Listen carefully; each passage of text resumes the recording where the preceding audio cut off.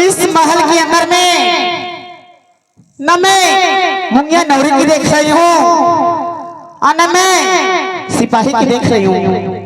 ना जाने कहाँ चले गए। मैं आवाज लगाती हूँ और जल्दी से आई मैं नहीं मुंगिया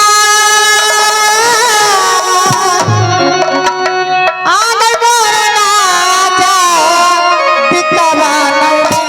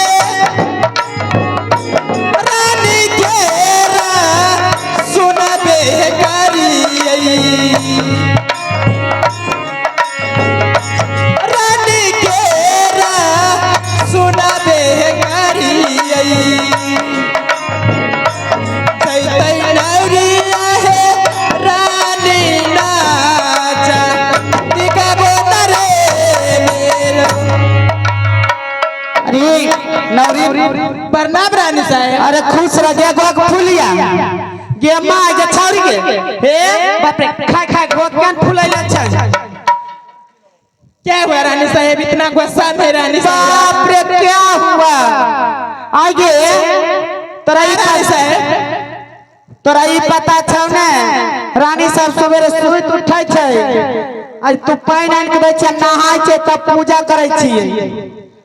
आज के तो देर क्या लगल रानी साहब के किचन को काम करने लगा रानी साहब, थोड़ा लेट हो गया रानी साहब आने में। क्या इतना गुस्सा मत होइए रानी साहब।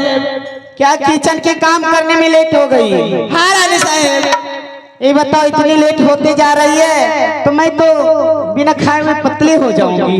नहीं नहीं रानी साहब, नहीं पतली होने नहीं देंगे रानी साहब। मैं टाइम पे खाना बना को खिला देंगे रानी साहब। हाँ ये बताओ सिपाही कहाँ गया? तेरे साथ में तो सिपाही नहीं होगा ना? रानी साहब उसको नैपकिन लग गया, बाथरूम गया। बल्कि गोर लागे रे अरे गोर लागल के सारी उठबै छै औठी में फंस गेलै सरिया। अच्छा औठी में फंस गेल। खूब खुश रह बढ़िया रह। आई रे तोरा के शरम नहीं लागे छौ लाज? कह छी की अभी तक नहाइलौ नहीं, दोसर कपड़ा नहीं पहनलौ। वो काम चल नौरिया के ने हमें तो बाहर काम करे छो, घर के काम ये न करतो। आई आजकल जाने छो आई की रे आजकल करे छो पर लाइन मारे पर छो भर दिन के घर बनावे छो। अरे चारा तो लड़ाइया ना कोई परची रे लड़ाई घर करे छिए। अरे सुनो तुम दोनों मिलकर जाओ और पानी भर के लेके आओ और लेके आगा तो फिर मैं नहाऊंगी और भगवान की पूजा करूंगी। क्या बात है? आई जल्दी से जाही गैया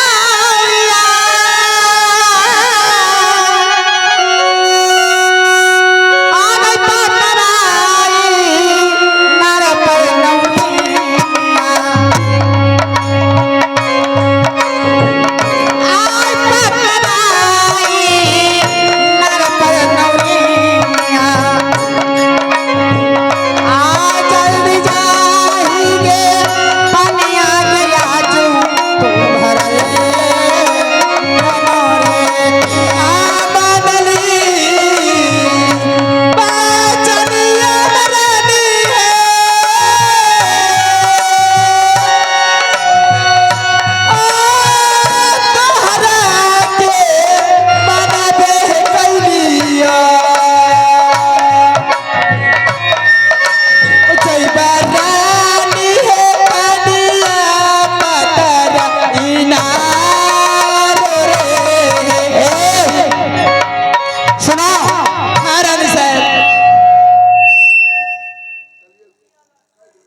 अरे सुना, हाँ रानी जल्दी से तुम दोनों मिल के जाएगा।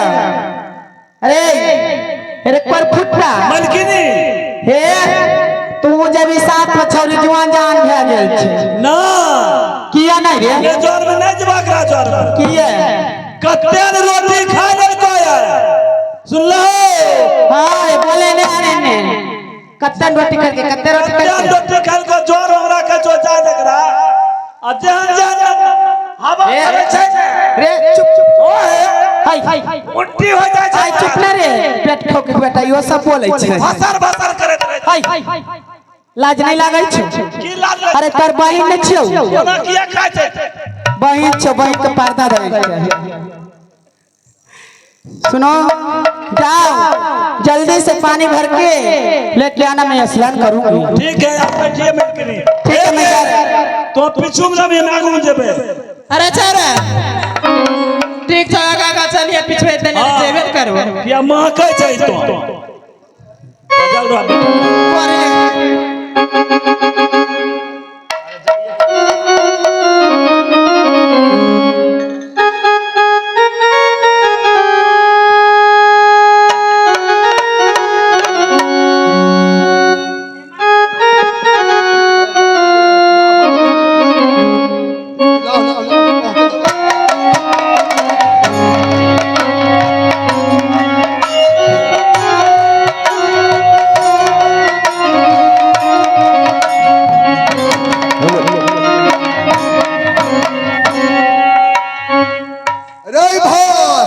की भले रे तो जाने चाहिए हमें घटवा छिए जामुन कटा के बीरपुर चौक पर ला बने लिए छोड़िया 4 बजे भोरे तो जान जा छो तो चले ले जमुना किनार में अपना ओई पासे पर रहो भले खेलबे ओहो से न होते जो बंसी शिकार खेलबे जमुना किनारे में हां हां ठीक है जे चले ना बोली हां कल हम 16,000 में लाख की कान लिए है देखे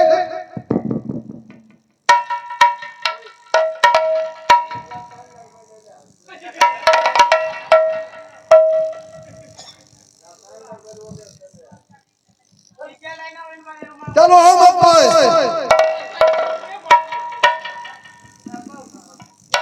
एक बात जान रही की बात बोल हमें परसों खुलवा अच्छा हमरा बाप के ससुर हमें रहे ना तेरे बाप के ससुर ओकरो नहीं छोड़ लिए हम पैसा लेके छोड़ लिए बाप के ससुर रहो ओकरे में छोड़ी बाप के ससुर से तोरा ननद भेले रे हमरा उ नहीं जाय छोड़ जावे छे बोहनी पहाड़ कोई जाय ने ओकरो नहीं छोड़बे अब तोहर नाना हले तो हमर के हले रे दोनों कुटुंबन को होता हमरो के कुटुंब हमर कुटु आज तो ससुरे रहे रो कुछ भाई आई भेलो चल आहो या दुदीन चलिए हो भैया सब आहो जमुना हो की नरबा हो काली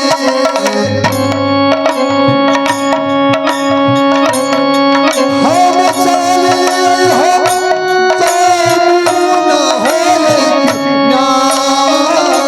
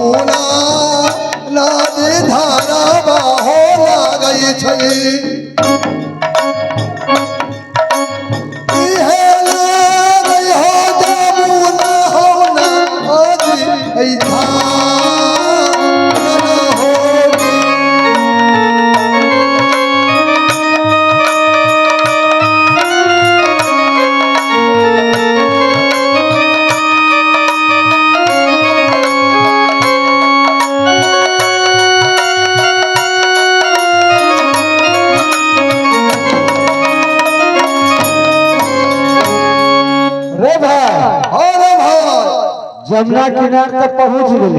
हाँ हाँ देख रही पछिया जमुना जमुना गिरे भी तब न ओ तोरी घाट नदिए के काटे में छिकैते हे जे अल्लाह को गाड़ दै छियै बुझली। अरे नाव के पूजा पाठ करबी तब न जमुना जिम गिरे भी। हे गई हे धार छिकै हे किनारे में नाव को फंसाए के बांध दै छियै तो ओइ महंगी पर हम ओइ महंगी पर रहै छियै। नया नाव से पूजा पाठ नहीं करबी त की कर भगत भाई करे जानै छै। पूजा पहले नाव को क्या लगे ओकर बाद में जमुना जिम गिरे भी। आ तोरी अमर सिंह बाबा के पूजा कभी तभिए न नाव गिरेबै रे। ठीके छै चला हम झलेर खेलबे पहले नाव पर। ठीके झले के खेवल में नहीं आवे छै रे। लेकिन एक काम करबी बोली ने सवेर सवेर भले है तनी से आराम कर ले ने भर देना भाई रात खेबते रहे छियै बुढ़वा। ठीके छै आराम करे। ठीक है तो जागिए हमें सुतबो तो जागिए। ठीक छै कि कोई मुसाफिर आई तो सुत रही तो करते तो चल जैतो। तोहर मौसा आते तो हमरा कोई काम नहीं छै तोरा मौसा से पैसा लेबे तब चल लेबे। से तो मांगी पर हमार मांगी पर रही छै।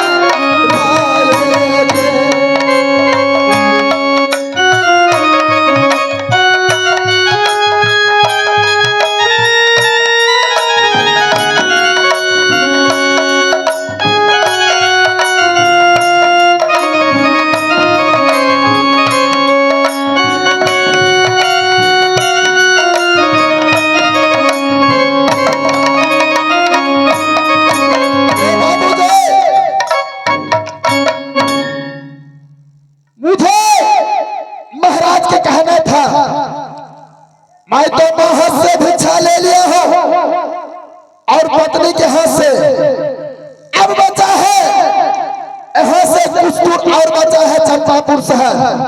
चंपापुर शहर जाने से पहले सात समुद्र नदी है जो सात समुद्र नदी पार कर उससे पार करके बाद उस पार में लगता है चंपापुर शहर है। आप थोड़ा दूर हो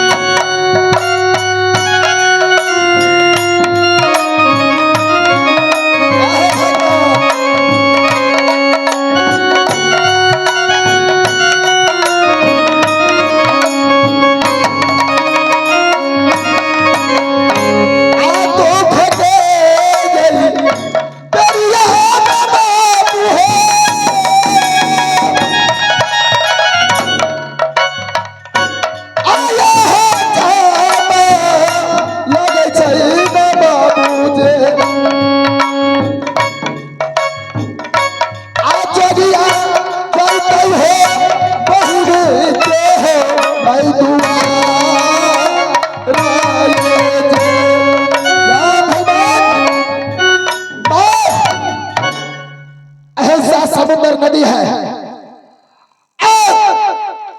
नैया ये उस पार में है लेकिन लगता है घटवार दोनों सोया है। इसको मैं जगा करके देखता हूँ। अलग श्री रंजन बाबा गुरु गोरखनाथ की जय हो। अरे ये तो लगता है ज्यादा खाना खा लिया इसीलिए उसको नींद आ रहा है। अरे भाई घटवार, अरे है कोई घटवार? सारा लगा सिया राम हो सबराजी भाई, सारा लगा हो। बच जाइए, से अनुरोध है, बच जाइए आप। यह सीन बहुत मजा की सीन है।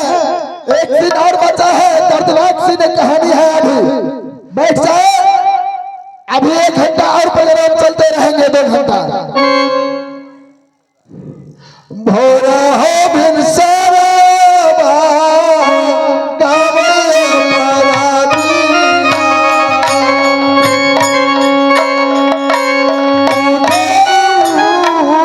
उठा तारा के बोरानिया,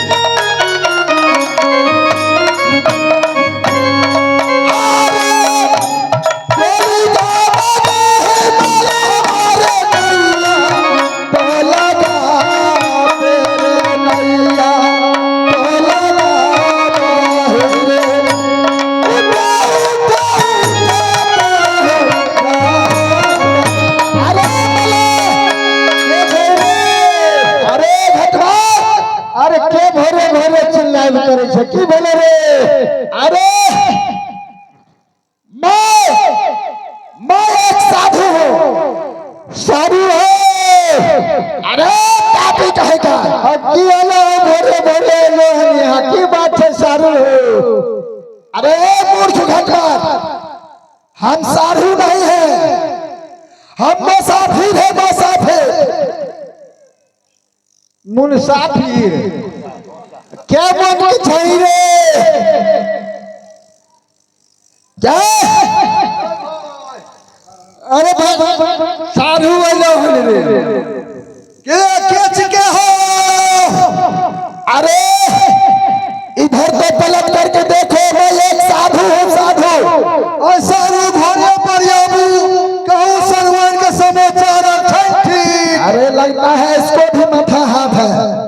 अरे हम साधु आपका नहीं है, हम मुसाफिर है, मुसाफिर। मौसा घोड़े पर अरे श्री रंजन बाबा गुरु गोरखनाथ की जय हो। कहो मौसा मौसी समाचार ठीक चल हो? अरे हम मौसा नहीं है, हम बाबाजी है, बाबाजी। अरे बाबाजी बमबाजी करते रे, अरे बमबाजी करते रे। कैसा हम बमबाजी करेंगे? लालच चले इधर से, चले विष्णुजी कैसे बमबाजी। अरे भाई बोले मैं बमबाजी नहीं करने के लिए आए हैं, मैं बोल रहा हूँ मैं एक साधु महात्मा है। ओ अरे सूरज उगले हमू छिए जात के तत्व, हमू छिए जात के तत्व। कैसा पागल से पल्ला पड़ गया है? अरे हम महात्मा मुनि है, मुनि रे। मुनि चुरा तो मुनि चुरा, मुनि चुरा ससुराल से ढूंढे। हाँ हाँ मुनि चुराइले है ससुराल। अरे देव तोरे सा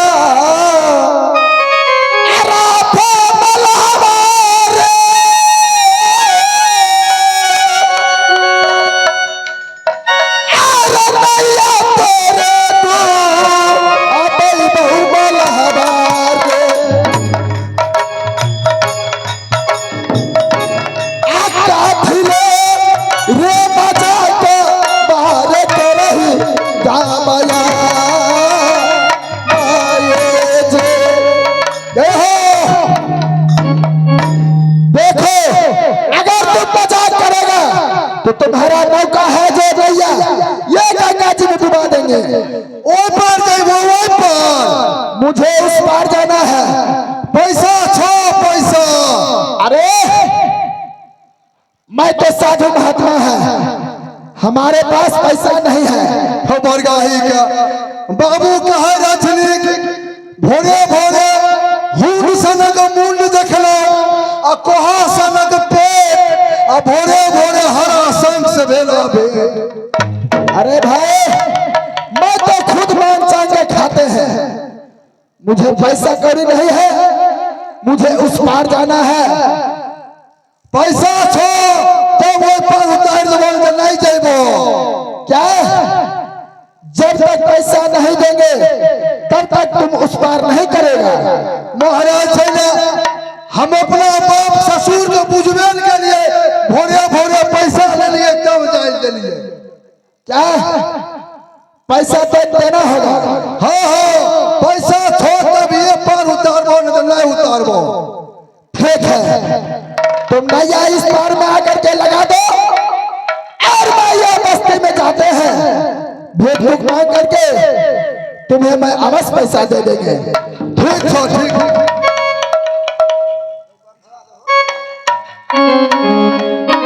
बाबूजी मैं दुख के कारण मुझे तो गुरु महाराज ने कह चुके हैं कि बेटा तुम्हारा चंपापुर शहर जाना ही होगा और बहन से 5 मुट्ठी भिक्षा लेना होगा, तब तुम्हारा यह शराब छूट सकता है। तो बाबूजी इसके लिए पार होने के लिए 2-4 रुपया से मदद करें ताकि ये मलाह को मैं दे देंगे, उसके बाद मैं पार हूँ उस पार चला जाएंगे।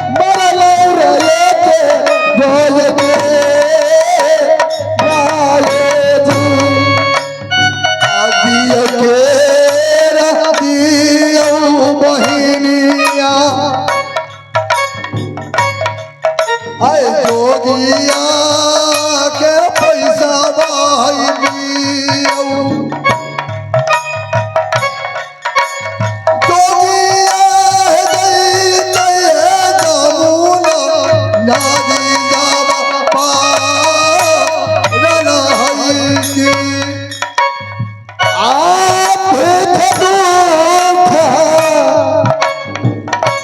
मांगई न जोगिया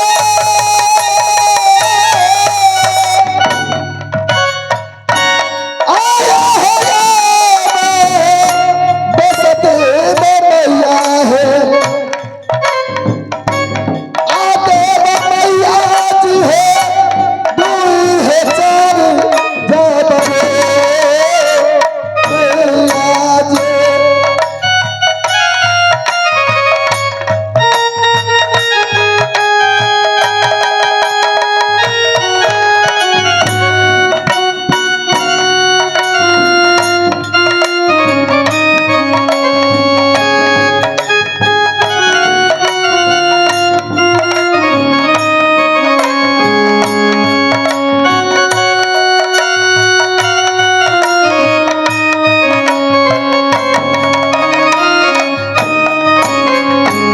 कथियेले मरलो न भैया है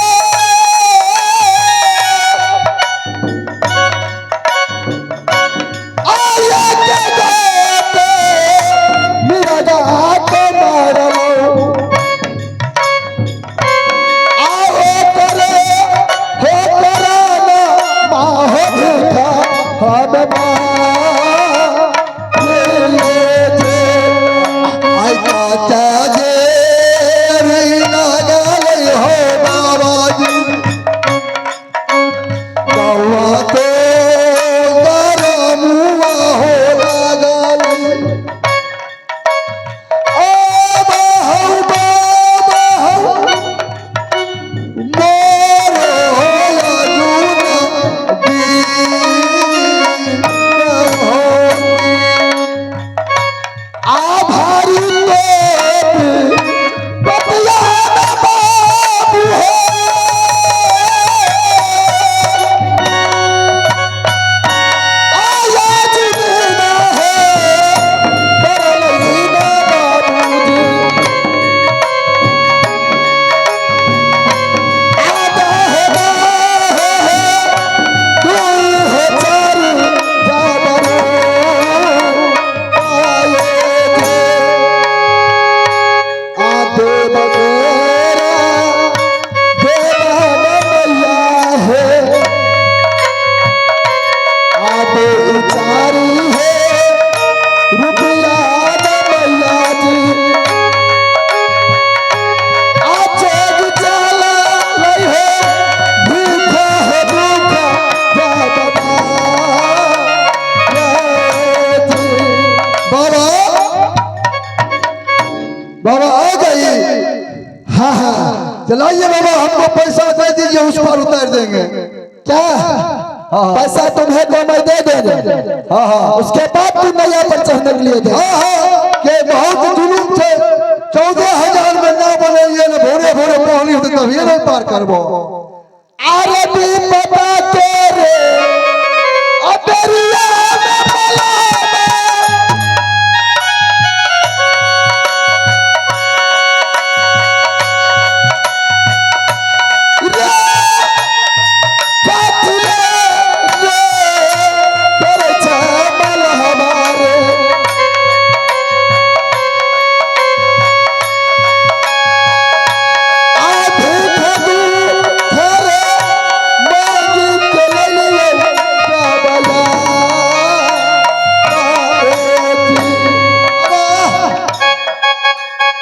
जल्दी है ये बीच में बैठो हम ओहि पर उतार दे चौकिया देखे छियै मुसाफिर कते न आबै छै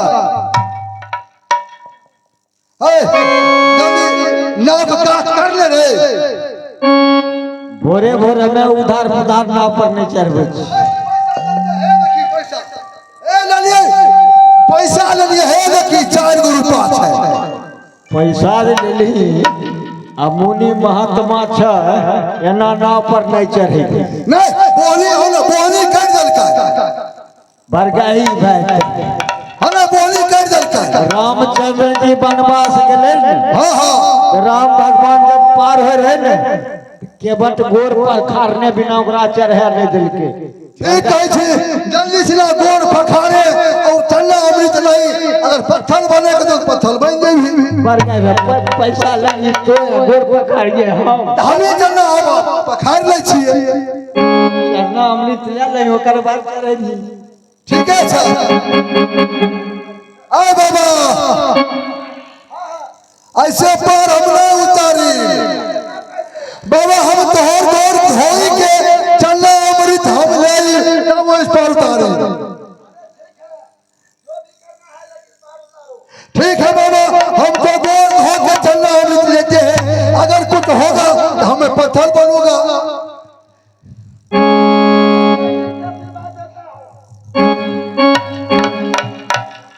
कुछ नहीं भले रे बाप पर गाँव पता चलता कुछ होता आप तो चलो